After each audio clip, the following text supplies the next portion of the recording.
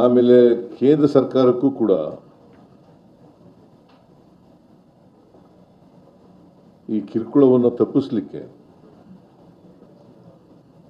Harassment ಅನ್ನು ತಪ್ಪಿಸಲಿಕ್ಕೆ ಬಾರೋಯರ್ಸು ಈಗ ಅನೇಕ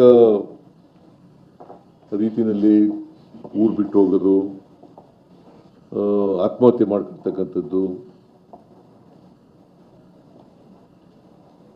ಅಥವಾ ಬೇರೆ ಇನ್ಯಾವುದೇ ರೀತಿಯಲ್ಲಿ ಕಿರುಕುಳ ಅನುಭವಿಸ್ತಕ್ಕಂಥದ್ದು, ಇದಕ್ಕೆಲ್ಲ ತಡೆ ಮಾಡಲಿಕ್ಕೆ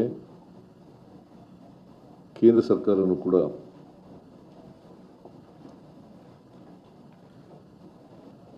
ಕಾನೂನನ್ನು ಮಾಡಬೇಕು ಅಂತೇಳಿ ಒತ್ತಾಯವನ್ನು ಮಾಡ್ತೀವಿ. ಯಾಕಂತಂದರೆ ಇದು ರಿಸರ್ವ್ ಬ್ಯಾಂಕ್ನಲ್ಲಿ ಈ ಮೈಕ್ರೋ ಫೈನಾನ್ಸಸ್ಗಳೆಲ್ಲ ರಿಸರ್ವ್ ಬ್ಯಾಂಕ್ನ ಅಡಿನಲ್ಲಿ ಬರ್ತಕ್ಕಂಥದ್ದು, ಅವ್ರು ರೆಗ್ಯುಲೇಟ್ ಮಾಡ್ತಾರೆ.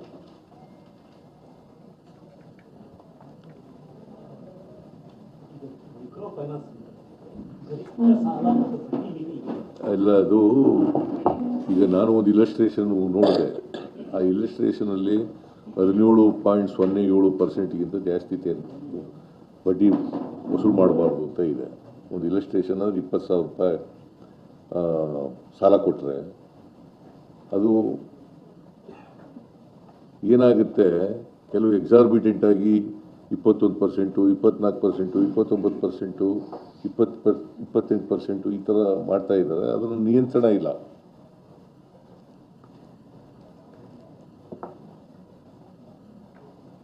ಅದಕ್ಕೆ ಒಂದು ಈ ಮೈಕ್ರೋ ಫೈನಾನ್ಸಸ್ಗಳು ಈಗ ರಿಸರ್ವ್ ಬ್ಯಾಂಕ್ನವರೇ ಅಲೋ ಮಾಡಿಬಿಟ್ಟಿದ್ದಾರೆ. 17.07% ಬಡ್ಡಿ ವಸೂಲು ಮಾಡ್ಬೋದು ಅಂತ. ಆದರೆ ಅದಕ್ಕಿಂತ ಹೆಚ್ಚು ಮಾಡ್ತಾ ಇದ್ದಾರೆ. ಮತ್ತು ಒಬ್ಬರಿಗೆ, ಒಂದು ಕುಟುಂಬಕ್ಕೆ 3 ಸಾಲಗಳಿಗಿಂತ ಜಾಸ್ತಿ ಕೊಡಬಾರ್ದು ಅಂತ ಇದೆ.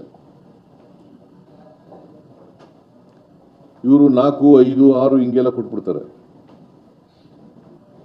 ಅವರ ಆದಾಯ ಗಮನದಲ್ಲಿ ಇಟ್ಕೊಂಡು ಕೊಡ್ತಕ್ಕಂಥ ಕೆಲಸವನ್ನು ಮಾಡ್ತಾರೆ. ಸೊ ಇದಕ್ಕೆಲ್ಲ ರೆಗ್ಯುಲೇಟ್ ಮಾಡತಕ್ಕಂಥ ಕೆಲಸವನ್ನು ಮಾಡಬೇಕು, ಅದಕ್ಕೆ ಕಾನೂನು ಮಾಡಬೇಕು ಅಂತ ಒತ್ತಾಯ ಮಾಡ್ತಾ ಇದ್ದೀವಿ ಅಂತ ಹೇಳಿ ಮಾಡ್ತಕ್ಕಂಥದ್ದು. ಒಟ್ಟಾರೆಯಾಗಿ ಅವರಿಗೆ ವಾರ್ನಿಂಗ್ ಕೊಟ್ಟಿದ್ದೀನಿ. ನೀವೇನಾದರೂ ವೈಲೇಟ್ ಆಗಿ ನೀವು ಮೈಕ್ರೋ ಫೈನಾನ್ಸಸ್ಸು ಮತ್ತು ರಿಸರ್ವ್ ಬ್ಯಾಂಕ್ನವರು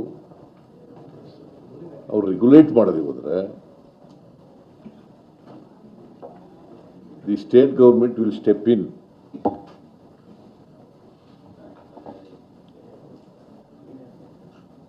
ಪೊಲೀಸ್ನವ್ರ ಮುಂದೆ ಈಗಲೂ ಇದೆ, ಪೊಲೀಸ್ನವ್ರ ಮುಂದೆ ಈಗಲೂ ದೂರುಗಳು ಕೊಟ್ಟರೆ ಅವ್ರ ಮೇಲೆ ಕ್ರಮ ತಗೊಳ್ತಕ್ಕಂಥ ಅವಕಾಶ ಇದೆ. ಆದರೆ ಅದಕ್ಕೆ ಕಾನೂನು ಮಾಡ್ತಾ ಇದ್ದೀವಿ. ನಾವು ಒಂದು ಹೊಸ ಕಾನೂನನ್ನು ಮಾಡ್ತಾ ಇದ್ದೀವಿ in order to protect the interest of the borrowers either under the micro finance institutions or under any money lending institution.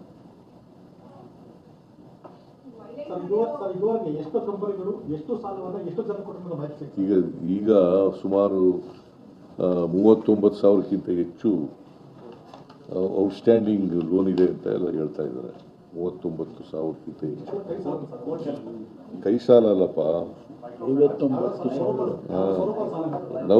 Number of ಸಾರಿ, ಇದು ಅಮೌಂಟ್ ಔಟ್ಸ್ಟ್ಯಾಂಡಿಂಗ್ ಇನ್ ಕ್ರೋರ್ಸ್ 59,367.76, 76 ಲಕ್ಷ. 59,367 ಕೋಟಿ 76 ಲಕ್ಷ. ಇದು ನಂಬರ್ ಆಫ್ ಔಟ್ಸ್ಟ್ಯಾಂಡಿಂಗ್ ಅಕೌಂಟ್ಸ್. 1,09,88,332. 1,09,88,332.